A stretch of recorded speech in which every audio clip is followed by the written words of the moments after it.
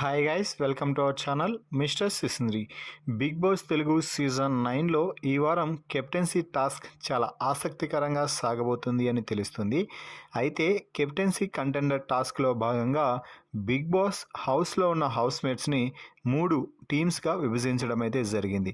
అయితే big boss హౌస్లో ప్రస్తుతం 13 మంది జనాలు అయితే ఉన్నారు.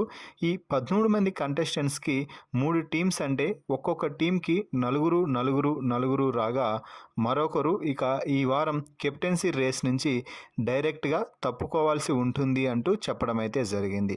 దీంతో హౌస్లో మొత్తం డిస్కషన్ అయితే మొదలైంది.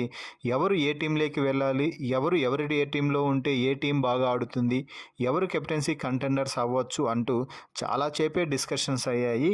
ఆ ఫైనల్గా ఇక పింక్ టీంలోకి ఇమ్మాన్యుయల్, తనూజ, రాము రాథోడ్, గౌరవ్ అయితే రావడం జరిగింది. ఇక బ్లూ టీంలో డెమాన్, భరణి, నిఖిల్, రీతు అయితే ఉన్నారు. అలాగే ఆరెంజ్ టీంలో కళ్యాణ్, దివ్య, సుమన్, సాయి శ్రీనివాస్ ఉన్నారు. ఇక ఈ వారంలో కెప్టెన్సీ రేస్ నుంచి ఏ టాస్క్ ఆడకుండా మొట్టమొదటగానే తప్పుకుంది సంజనాని ఏ టీంలోకి తీసుకోవడానికి ఏ కంటెస్టెంట్ కూడా ఇంట్రెస్ట్ చూపలేదు అని చెప్పవచ్చు. దీంతో సంజన మొట్టమొదటగా కెప్టెన్సీ రేస్ నుంచి తప్పుకుంది.